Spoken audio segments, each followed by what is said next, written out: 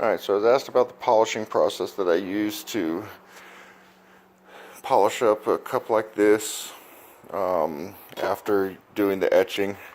So what I use is this is bought at Harbor Freight and Tool, 6-inch buffer wheel. It's got a cotton knit buff pads on both sides. 2 etching compounds. There's the white and the blue are the 2 that I use. The white has your little bit more coarse, and what it'll do is it'll give you it'll clean up the edges. So on this is a brushed aluminum or brushed stainless, therefore it doesn't have a really, the sheen is there, but it's not mirror. I kind of like the mirror image on these etched ones, therefore I buff them. And then the blue here is used afterwards to get your polish going. So what I found with this is the best way to do it is actually to polish the cup before you burn it, because if you're going to do the distressed look, or before you etch it, if you're going for the distressed look, you can have that nice shine behind it. Then you lay down your stencil, you do your etching, gently clean it off, and then you can take the spray paint and spray paint in the spots on the cup to get the distressed look, and then you can run it back over the buffing wheel right quick, and what that'll do is it'll clean off some of that paint and give you those highs and lows in your image. And I'll show you all that as we go through. Alright, so here goes the buffing. You take your compound. I'm going to use the white compound first. Peel some of this paper back. Doesn't really matter, but keeps it off your hands basically. Peel some of this paper back and then apply it to here. It's going to get loud, so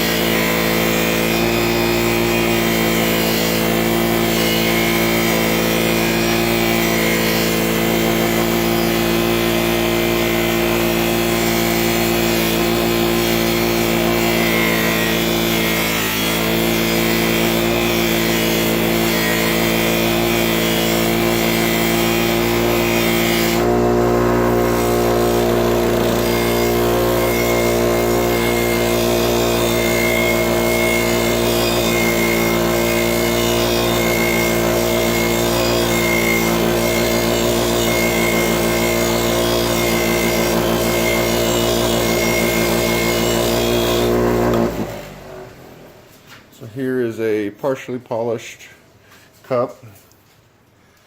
Here is a brand new off-the-shelf cup. You can see the difference already. I'm going to go ahead and then now do the blue compound. So the blue compound just helps you get that high luster.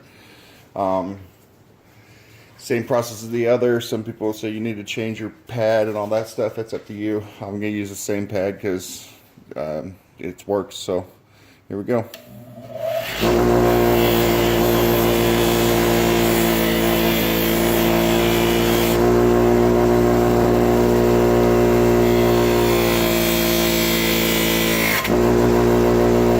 try not to do that.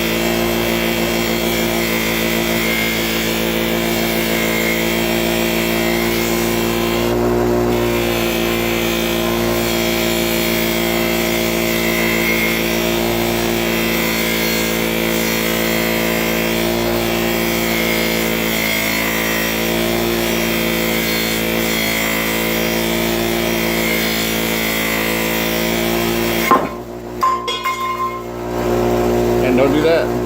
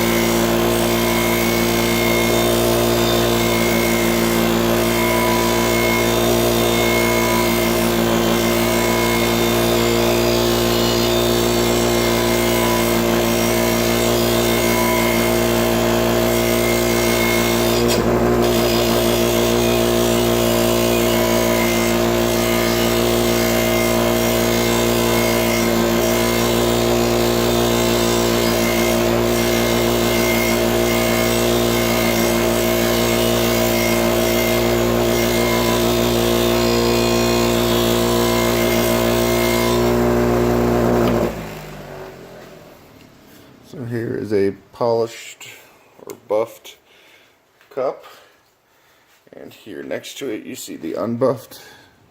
So you can definitely see a difference. You see more mirror in this versus this just being kind of shadowed and blurred.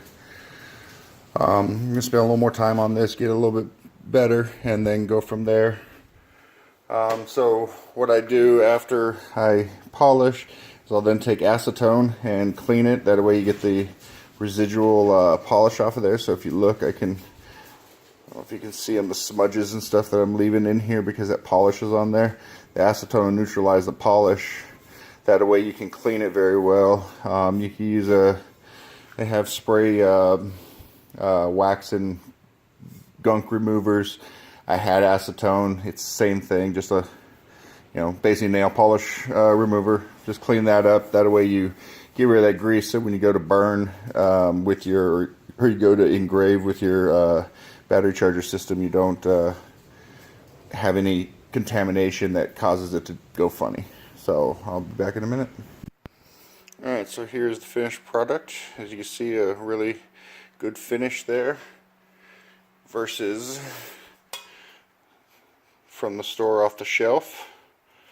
I can go and actually polish this out to where it's actually a mirror finish if I really wanted to. The customer this is for didn't want the mirrored finish, but I wanted to give it a good clean finish. That way when I etch his logo and design into here, it'll have that contrast with the nice shine, and then you'll have the blackened aged appearance on the logo. So like I said, I use those two compounds, a buffing wheel, some acetone, and that's about it for the polishing.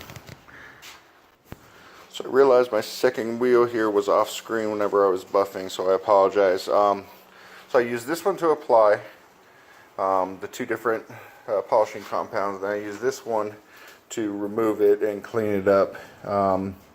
So again, these are all relatively inexpensive. I think I paid like 30 or 40 bucks for the buffer. I think I paid like $2 or $3 a piece for that.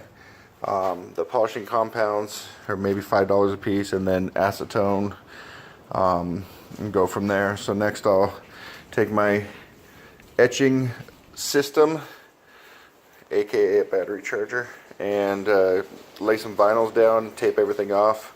I'll etch it, and then I'll show you the how to do the distress look on it. So in my last video, I showed you guys how to do the etching with a stencil that I made out of 651 vinyls. Didn't want to bore you with that again, so basically I went ahead and taped this all off, etched it, and then what I did was I painted it with black paint. So the black paint's going to give me the distress look once I take this off. Basically I'll take it off, I'll run it back over the buffing wheel. You could do it with sandpaper if you want to. Whatever, but basically running it back over the buffing wheel will allow for me to kind of get those highs and lows pulled apart in the paint, and then it also cleans everything up. The reason I did it this way rather than the other way is so if I want to light sand this, which I'm going to do first, I can sand it and it's still got protection on the shiny pieces. If you look, I had already polished this. I really don't want to polish it again or try and get into these nooks and crannies and polish and then strip out more of the black paint. So I think this way is going to be much better at getting the distress look without having the silver, like what's underneath these stickers will be all silver. I don't want it to be discolored or tarnished or scratched or anything. So we'll see how that works. I'm going to go ahead and sand this a little bit and peel off the sticker, and we'll see from there. So here's post sanding, the distress look I was talking about. Again, the blue's all going to come off. It's nice to sand it with that on there, because then you get just some highs and some lows. So I'm going to go ahead and peel this off. Unfortunately, I don't have a tripod, so I'll have to pause you guys for a minute. So here's the finished product. Like I said, this way allows you a lot more flexibility. It keeps it shiny here in the silver spots where I wanted it, and I don't have to worry about it having to polish it or sand it again afterwards. And then basically I take the spray paint, I just dust it over it, let it sit for about 20 minutes or so, just enough to be mostly dried, and then I wet sand it. And that's the key, is you got to wet sand. You don't want to sand it down with dry sandpaper, because that will take out way more than what you're going to want, and you're going to have to repaint it and start over again. So it's just easiest just to wet sand it. I use a 300 grit sandpaper, a little bit of water over the sink, and just kind of scuff in those areas with my fingertip and go from there. You can see there's a couple little flaws like right here. I can get that off with the buffing wheel, or I can even take the sandpaper and sand it. That's where some of the water got underneath. Let's see if I can get it. Yeah, some of the water got underneath my sticker and basically started to deteriorate that edge. What's nice about these two is they have a nice little texture to them. You can feel it. You can feel all the highs and lows in the whole cup, and then you have the texture of the whole, in this case, rank. This is the first sergeant rank from the Army. A friend of mine asked me to make him one. So anyways, hope you this video helped, and if you have any questions, comments, let me know. I'll be on the 651 Vinyls Facebook page, as well as my page. All right, bye.